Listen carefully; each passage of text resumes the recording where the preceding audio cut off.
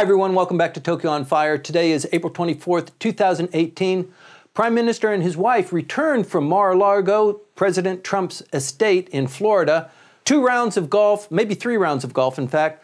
A rather successful trip, but he came back to an alligator swamp in Tokyo, Michael. This was supposed to be, when it was planned a few weeks back and a few months back, that this was going to be a grand celebration of the bromance between 2 of the very most important leaders of the world. Right. And that was the way that Mr. Abe's people looked at it. I'm not sure what the White House saw in all of it. Just basically to reaffirm that there's someone who does really want to meet. Somebody's knocking at the door, Mr. President. Yes, it's Mr. Abe. But damn the timing. The timing was terrible. Yeah. The timing, what happened is that Abe goes weakened by the scandals that his administration has been hobbled with. Some of them are small, some of them are big. It depends on, but anyway, that they're eating away at his popularity. And he goes to Mar-a-Lago and a President Trump who is himself embroiled in scandals, and because of that is completely distracted and it really has time to be there and pretend to be president, right, but his mind is completely elsewhere. I heard a lot of critical comments lodged at the Prime Minister that he went there, he didn't do anything, he wasn't even able to make much of a success, and he comes back with his hat still in his hands. I don't know if that's accurate. What do you think?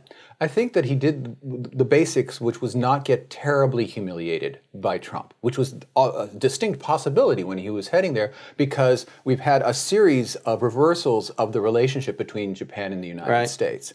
And even during the visit, Mr. Trump's commitment to the TPP, which he floated just before the visit began, and then yanked out of, as Abe was in the United States. Wow, that could have... Concession, please? Anything? That would look bad. But he seemed to have at least escaped without having a situation where he was seen merely as some kind of, like an ashtray on just a prop. They did seem to have some kind of discussion, and there were announcements of ideas to go forward, such as this idea to talking about a bilateral FDA to replace TPP, and from the Japanese side, they could portray it as easing America back into the TPP. Mm-hmm. Both sides could get something out of it. So that on the overall, it could have been a hell of a lot worse. Right. A lot of people are pretty much guided by the atmospherics, the bromance, the awkward kind of fist pump that didn't look very good, and also the Prime Minister skirting across the President's line as he swung. Did you see that on TV? I tried to stay away from the visuals. I mean, they catch the most awkward moments, like the Prime Minister tumbling into the sand. That for me should never be challenged in terms of political. That's right.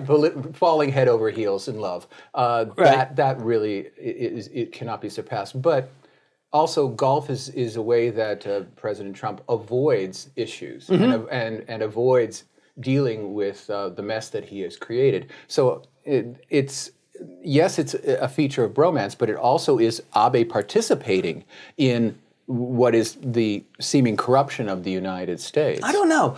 A lot of people said the same thing. They said, what is this? He's a head of state. He's going to the United States. He's playing golf. What the hell? But, if you could play 3 rounds of golf with the President of the United States, that's better than sitting in a meeting with 16 other guys in a room for 60 minutes, wouldn't you say? Well, not if you're the opposition here in Japan, who wants to say, okay, what have you done that's substantive? He put too much mustard on his hot dog. Okay, whatever in that regard. But still, also his rivals in the party. The rivals... They're starting to come up. The moment he left, they started just talking trash about him left and right. Ishiba and Kishida, to a lesser extent, began to just say all kinds of things and started talking about September and saying, the diet's not going anywhere right now. How much more time do we have left? We need my favorite line that now Kishida and Ishiba are sharing is, we need an LDP that listens to the people.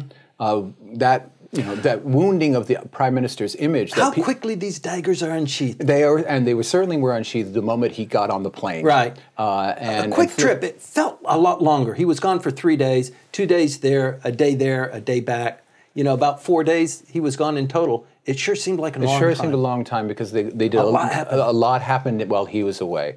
And so with that atmosphere, the other rivals in the party, who felt really down about a month ago because, well, it seemed that they were going to get past the Moritomo Gakuen scandal. It seemed that the administration was going to people had forgotten about Kake Gakuen. Quicksand. And that he had somehow gotten past all of that. And the polls were showing that, in fact, cabinet support was on an uptick. And then we had, 2 weeks ago, the collapse. And they now feel September is now an open question. A third election would be unprecedented, and we need some real justification to give him something that nobody else gets. Right. And they're putting forward the proposition that no. And the only thing that could have really changed matters is if Abe could show, I can arm wrestle with Donald Trump and get him to concede on things, and I have him in my pocket. Because that's basically what his sales point is now back here in Tokyo. Right. You're rather dour on the Prime Minister being able to succeed for a third term. I don't think that's possible, because I don't think that without Donald Trump's clear imprimatur on everything that Mr. Abe does, that without his blessing, right, that Abe can be replaced. The whole thing is that it was the Abe-Trump bromance that Abe personally, and that was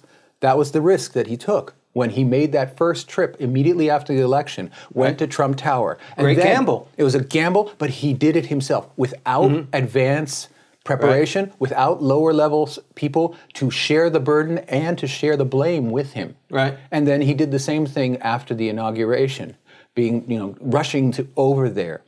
Again, one-on-one with the president, not working through the system. Not that there was ever a system on the American side. Nobody had been chosen for any of the positions in defense or in state. But nevertheless, it's been a hands-on, Conte-driven, Abe-driven process, and Abe now pays the price. But I sense you're couching your gamble just a little bit.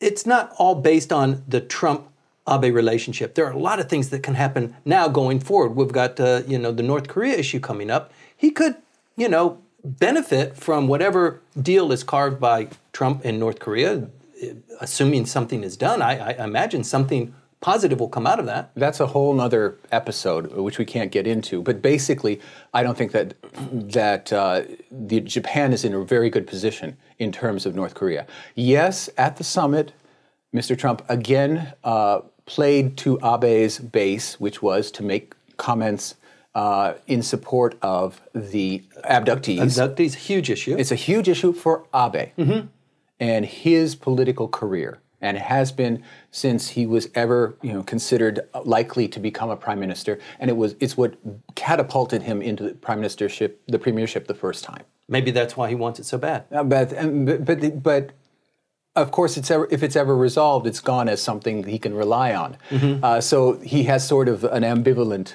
viewpoint about it. Not that he'd ever say that. He would never tell you, if they could just hold off until my last year, but to return, that would be great.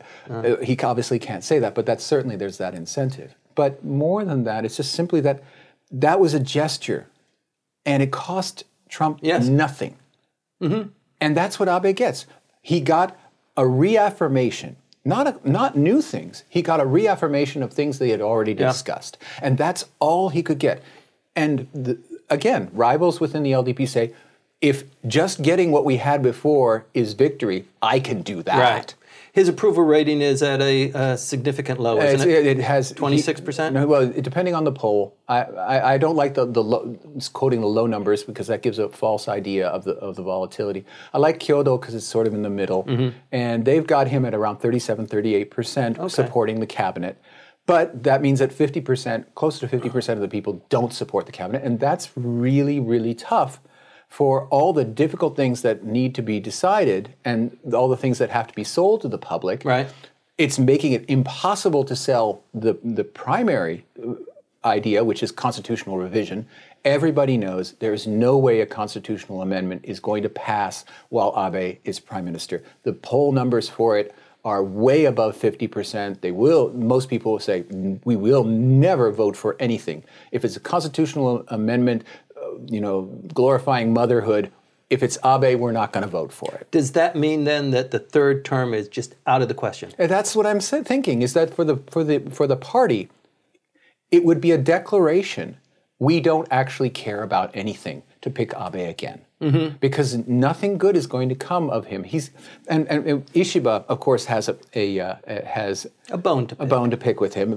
But I was thinking Gen Nakatani, the former defense minister, former GSDF, he said on Sunday, on one of the Sunday talk shows, he said, the Abe administration is like a TV drama in its fourth year, and the public's getting tired of it.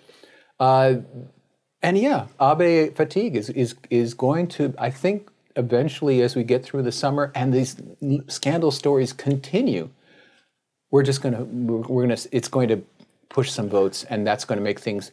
And when it happens, the thing is, when confidence cracks, and it doesn't seem inevitable, the pieces fall away much faster than anyone can ever imagine. I have a different take on it, though, if you don't mind. Sure. I think Abe will go for a third term. I think he'll get the third term because in the polls that they've issued, the business people, leaders of business and industry, and the bureaucrats too, who also vote, over 75% of them are okay with the stability and continuity of an Abe regime. And I think that will carry him forward. Whether he gets the constitutional revision vote or not, I think he's actually quite solid. Well, when he came back, the first thing he did when he came back, after the formality of telling the emperor, "Hi, I'm back." Right. But the first political meeting he went to was a political meeting of LDP local officials, of Chihol, Gin, and elected officials from the local areas. And people who were checking out the floor and for comments said, he's there. We don't know how to get rid of him because, of course, they don't have a lot of pull in the LDP election. But if we try to run and he's our leader of the party, we're done for. Okay. And that is something that Ishiba Shigeru is very sensitive to, because when they had the 2012 LDP presidential election, he won in the districts. He won the local districts overwhelmingly, and by that means was the #1 finisher in the first round. And Abe was only saved by his fellow LDP members in the Diet in the second round.